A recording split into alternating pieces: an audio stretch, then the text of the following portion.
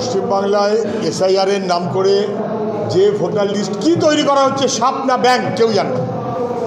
বিহারে যে voter list তৈরি হয়েছে সেই নির্ভুল না, তার মধ্যে ডুপ্লিকেশন আছে, তার মধ্যে মৃত মানুষ আছে, এখন তো বেরোচ্ছে সব কাগজে।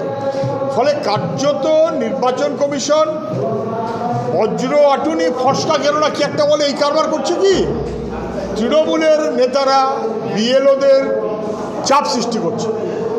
বিএলও তৃণমূলের নেতার বাড়ির সঙ্গে সম্পর্ক নিয়ে বসে আছে, তৃণমূলের নেতার কথাই চলছে। বিএলও মিলেমিশে তৃণমূল ভয় দেখাচ্ছে, বিরোধী দল আউট।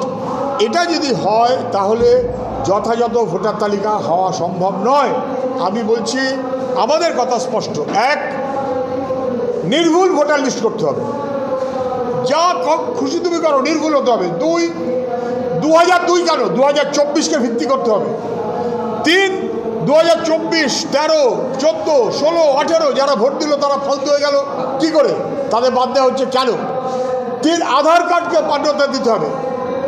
4, এটা নিয়ে কোনো সন্দেহ নেই যে প্রতিটি মৃত মানুষ এবং ভুতুরে ভোট যাকে কেউ চেনে না সেই নাম বাতিল করতে হবে। এই সংখ্যাটা পশ্চিমবাংলায় 50 লক্ষ না 60 লক্ষ না 70 লক্ষ কে বলবে?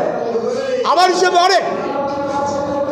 আর যারা জেনুইন গতবার ভোট দিয়েছে, তার আগেরবার ভোট দিয়েছে, এই বাংলায় আছে, থাকে, খায়, ঘুমে, সবই করে, লেখাপড়া করে, তারা ভোটার, তাদের নাম কাটা যাবে না। পরিযায়ী শ্রমিক বাইরে আছে, অতএব তাদের নাম কেটে দিলাম না, কাটা যাবে না। একজন জেনুইন ভোটারের নাম কাটা যাবে না। 18 বছর বয়সের ভোট যুক্ত করতে হবে। মৃত মানুষ এবং আনট্রেসড, নট ট্রেসড সেই মানুষ ভুতুরে ভোট, তার নাম বাতিল করতে হবে। এটা যদি না করে, আর ডবল এন্ট্রি বাতিল করতে হবে। এটা যদি না করে তাহলে নির্বাচন কমিশনের বিরুদ্ধে আমরা পরে বলবো, কারণ নির্বাচন কমিশন বিজেপি স্টুজ হয়ে যেন না চলে।